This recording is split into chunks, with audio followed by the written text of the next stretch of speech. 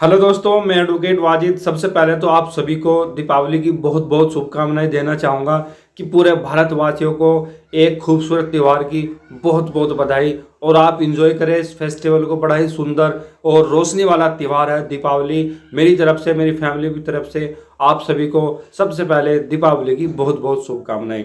दोस्तों, कानून का एक और शानदार सा बहुत ही खूबसूरत टॉपिक मैं आज फिर आपके लिए लाया हूं। और आज मैं इस वीडियो में बात करूंगा हिट एंड रन वाला केस कैसे चलता है। और जब हम हिट एंड रन वाले केस में मुआवजे के लिए जाते हैं तो उसकी पूरी प्रक्रिया क्या है, कौन मुआवजा देता है, कितना मुआवजा मिलता है, कहाँ हमें अप्लाई करना होता है और मुआवजा मिलने कितना समय लगता है। सबसे पहले समझते हैं कि हिट एंड रन वाला मामला कौन सा होता है। दोस्तों, जब कोई अज्ञात वाहन किसी आदमी को टक्कर मार देता है, किसी व्यक्ति को टक्कर मार देता है, उसमें उसकी मौत हो जाती है, वो घायल हो जाता है, तो उस मामले को हम बोलते क्या है, हिट एंड रन वाला मामला।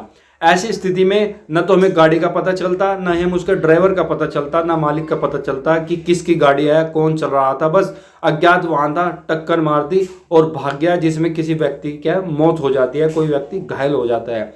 तो ऐसी स्थिति में हम कैसे मुआवजे के लिए क्लेम करेंगे, हमें कितना मुआवजा मिलेगा, कौन देगा और कितना समय लग सकता है, पूरी तफसील से क्या है मैं आपको इस वीडियो में बताने जा रहा हूं।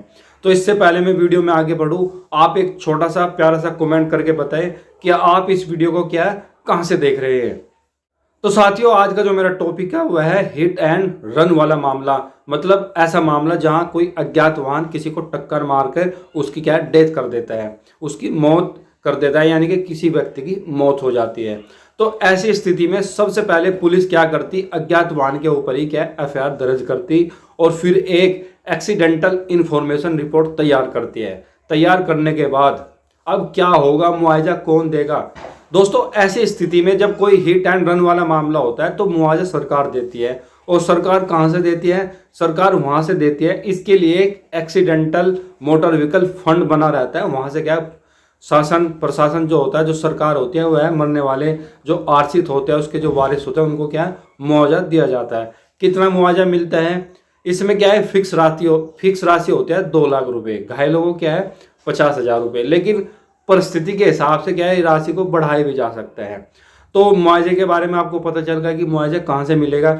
ऐसी स्थिति में कोई इंश्योरेंस कंपनी आपको क्या है क्लेम नहीं देती, सरकार ही देती है। क्योंकि जब आपको वाहन का नहीं पता, ड्राइवर का नहीं पता, ये नहीं पता कि इस गाड़ी का मालिक कौन है, तो फिर इंश्योरेंस क्या है, इंश्योरेंस कंपनी के लिए क्या है लायबल नहीं रहती, सरकार को ही मुआवजा देना पड़ता है। तो लेकिन अगर हम इसके उल्टा देखें, अगर वाहन पकड़ा जाता है, मालिक का पता चल जाता है, तो फिर वो मामला अलग चलता है। फिर इंश्योरेंस कंपनी क्या है इसके लिए मुआवजा देने के लिए लायबल हो जाती है। तो कोई हिट एंड रन वाला मामला हुआ, पुलिस ने एफआईआर दर्ज की और एक एक्सीडेंटल रिपोर्ट बनाई। और रिपोर्ट बनाने के बाद वो रिपोर्ट जो तहसील में एसडीएम साहब बैठते हैं वहाँ भेजी जाती है। तहसीलदार को भी भेजी जा सकती है, ऐसा नहीं, लेकिन अमूमन एसडीएम साहब को भेजी जाती है। एसडीएम साहब क्या करेंगे, उसकी पूरी जांच पड़ताल करेंगे और एक फॉर्म भरे जाता है, क्लेम फॉर्म 4A। अब एसडीएम साहब जांच कर रहे हैं, किसकी जांच करेंगे, पुलिस के बयान लेंगे, मेडिकल रिपोर्ट देखी जाएगी, गवाह होंगे उनको सुना जाएगा, डॉक्टर की गवाही होगी और सब कुछ सुनने के बाद, सारी जांच पड़ताल करने के बाद एसडीएम साहब फाइनल अप्रूवल देते हैं और मरने वाले परिवार के खाते में क्या डायरेक्ट पैसे भेज दिए जाते हैं। अब पैसे कैसे जाते हैं और कौन कौन से डॉक्यूमेंट्स हमें इस क्लेम के लिए चाहिए अगर हमें मुआवजा लेना है। सबसे पहले पुलिस जो एफआईआर दर्ज करती है उसकी रिपोर्ट हमें चाहिए, ठीक है। फिर मरने वाले का डेथ सर्टिफिकेट हमें चाहिए, उसकी पोस्टमार्टम रिपोर्ट हमें चाहिए, और जो मरने वाले के वारिस है, ठीक है, उसके परिजन हैं, उनके आधार कार्ड हमें चाहिए।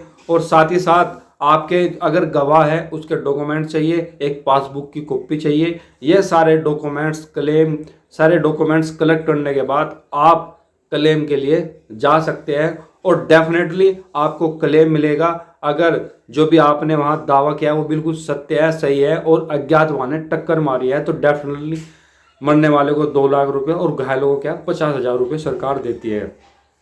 अब सवाल यह है, सर इसमें कितना टाइम लगता है। देखिए, हिट एंड रन वाले केस को निपटने में मात्र 60 दिन ही लगते हैं और 60 दिन के अंदर अंदर ही ये मामला क्या है खत्म हो जाता है और पैसा जो मुआवजे का है आपके खाते में आ जाता है। तो टॉपिक था मेरा हिट एंड रन।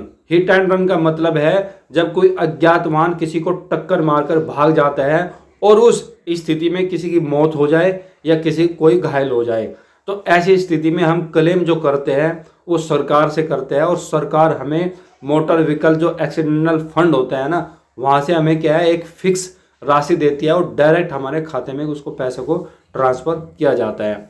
ब्रीफली मैं आपको एक बार और बता दूं, सबसे पहले पुलिस अज्ञात वाहन के खिलाफ मुकदमा लिखेगी। मुकदमा लिखने के बाद एक एक्सीडेंटल रिपोर्ट तैयार करेगी, उसको एसडीएम साहब के पास भेजा जाएगा।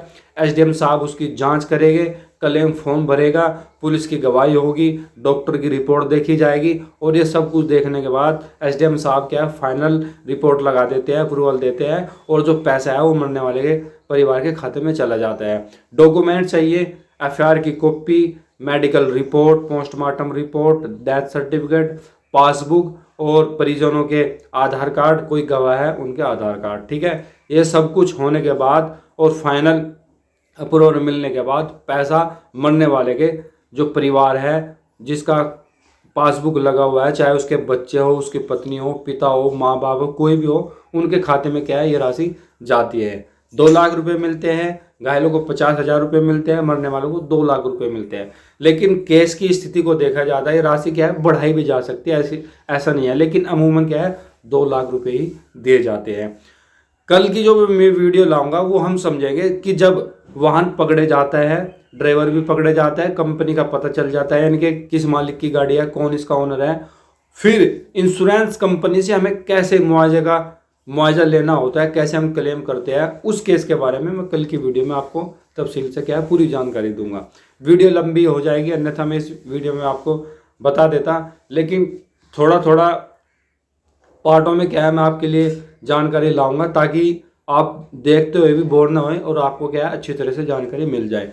चलिए आप एक कमेंट और करके बताएं कि आपको वीडियो कैसे लगी, और अपने दोस्तों में भी जरूर शेयर करें, क्योंकि हादसा किसी के साथ भी हो सकता है। अगर आप कोई वाहन चला रहे हैं तो पूरे डॉक्यूमेंट्स आपके पास होने चाहिए।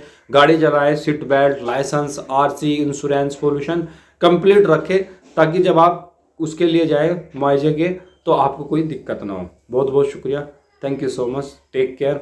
ऐसे ही अपना प्यार देते रहे और वीडियो को शेयर करते रहे।